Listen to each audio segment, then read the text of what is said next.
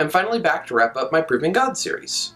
Now we've talked about proving the existence of God using philosophy, things like the cosmological argument and the first mover. But to finish up this video series, I'm going to talk about a different kind of evidence, miracles. Now you hear claims of miracles all the time, and the term can mean very different things depending on the context. So I'm going to start by clarifying exactly what kinds of miracles I'll be talking about in this video. Now when I say I'm going to prove God's existence using miracles, I don't mean a miracle like winning the lottery, or recovering from cancer, or even a miracle like Donald Trump dropping out of the presidential race. A Christian might look at all of those things and call them a miracle depending on the context, and they might be right. But on the other hand, a non-believer could look at those same events and attribute them to natural causes or just dumb luck. However, the miracles I'm going to be talking about can only be explained supernaturally. They're in clear violation of some law of physics or biology or whatever the case may be. Additionally, since the question of evidence is always an issue, I'm only going to be looking at miracles that happened in the last century. Or at least that's what I was planning on doing. In the process of doing research for this video, I was actually overwhelmed with the amount of evidence there is out there for some of these miracles. I was going to go over some of the events in detail, but honestly, after doing the research, each of these events deserves their own full video. There's just that much evidence out there. So I'm going to go over all of these modern miracles in brief, and give you guys some sources down in the description if you want to read more. However, each of these events, each of these miracles, will get their own full video in due time. With that out of the way, let's get started. I firstly want to talk about Our Lady of Fatima, which is a series of miraculous apparitions of the Blessed Virgin Mary in Fatima, Portugal in the year 1917. She appeared to 3 shepherd children who were no older than 9, a total of 6 times from April to October of that year. The word of these visions, and the miraculous healings that accompanied them, spread so quickly that by August, tens of thousands of people were descending on this town to try and witness the children's visions. They claimed that Mary's last vision to them would be in October, accompanied by a public miracle so that all might see and believe. On October 13th of that year, an estimated 30,000 to 100,000 people were present in Fatima to witness this public miracle, including quite a few journalists, and they observed what became known as the miracle of the sun. The sun appeared to dance, whirl, and change colors in the sky, a phenomenon observed by people over 20 miles away from the town as well. So it's pretty clear something miraculous was going on in Fatima in the year 1917, even from this short description. There's a lot more going on that I don't quite have time to get into. For the next set of miracles, let's take a look at a Capuchin friar named Padre Pio, who lived from 1887 to 1968. He was ordained in 1910, and within a month of his ordination, he received a miraculous vision of Jesus and Mary. Apparently because of this vision, Padre Pio received the Stigmata, the 5 wounds of Christ, in his hands, feet, and side. Doctors repeatedly examined these wounds over the years, and were unable to find a medical explanation for why they occurred, let alone why Father Pio wasn't dead. You see, these wounds never closed, and they were always bleeding. Partially because of the Stigmata, Padre Pio was often very sickly, and he tried to keep his suffering secret.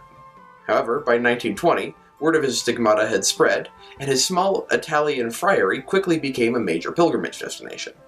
Father Pio would often hear confessions for over 19 hours a day, and over the years his miracles grew. He had a reputation for reading hearts in the confessional, knowing personal details about the lives of people he'd never met. Several times he bilocated, appearing and conversing with people continents away while never leaving his friary.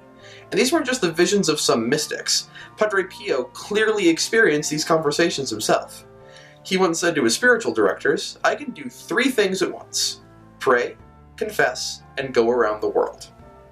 During World War II, American planes repeatedly tried to bomb San Giovanni Rotondo, the small Italian town where Padre Pio's friary was located.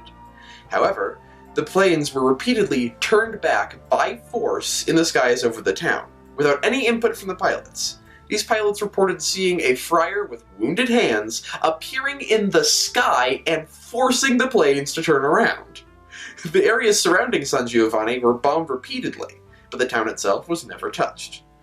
Not only are these miracles well documented, but they only scratch the surface of the astounding things Padre Pio did in his lifetime. Another significant modern miracle is the Shroud of Turin, a piece of linen which is supposedly the burial cloth of Christ. It has the faint image of a man on it, which is much clearer when viewed with a photographic negative. Now this is where things start to get really complicated. Suffice to say that modern scientific research has proved some weird things about this piece of fabric. Basically, no paint, scorch mark, or other artistic device known to mankind could have created the image on the shroud. It's a three-dimensional X-ray of the person it was covering. You could use it to create a perfect 3D model, bones included, of this body it depicts. Now, the images on the shroud have been replicated by taking an ultraviolet laser more powerful than the sun and blasting fabric with it for a tiny fraction of a second. So unless the ancient Romans were experts in particle physics, there's only one explanation for the shroud: a miracle. So to recap, miracles are very real. This is just scratching the surface of a few recent miracles.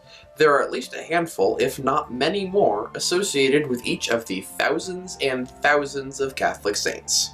So there's a pretty clear pattern going on here. Catholics throughout history, even in the very recent past, have led some pretty miraculous lives. So it only makes sense to conclude that because Catholics are so in touch with the supernatural, they have an accurate understanding of what the supernatural world is like, God included. That covers the topic of modern miracles. There's another miracle that even more strongly testifies to the truth of the Church's claims: the resurrection of Christ. I've talked about this before. In fact, it was the subject of my first video on this channel, but it bears repeating. The only logical explanation for the existence of Christianity is that Christ really did rise from the dead. Historically, we know that Jesus and the apostles were real people, and we know that the early Christians believed Jesus was bodily resurrected from the dead. So were they lying? Were they crazy? Or were they telling the truth?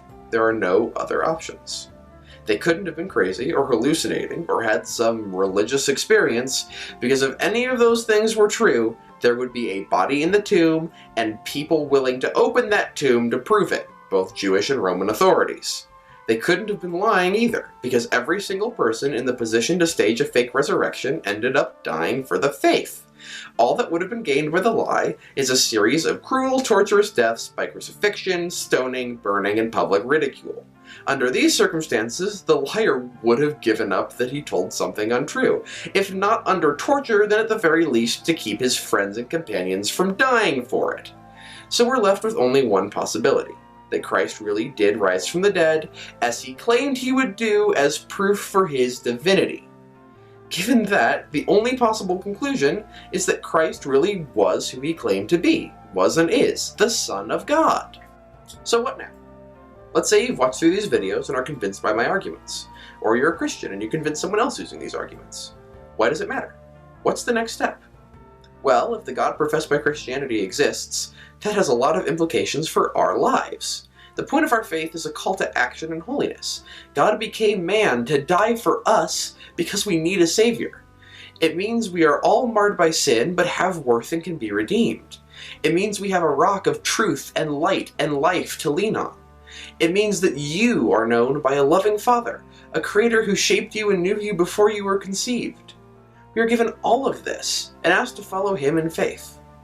The only question is, will we? Ad Majorem Dei Gloriam. Thank you very much for watching, everyone, and I'll be back soon with some new series.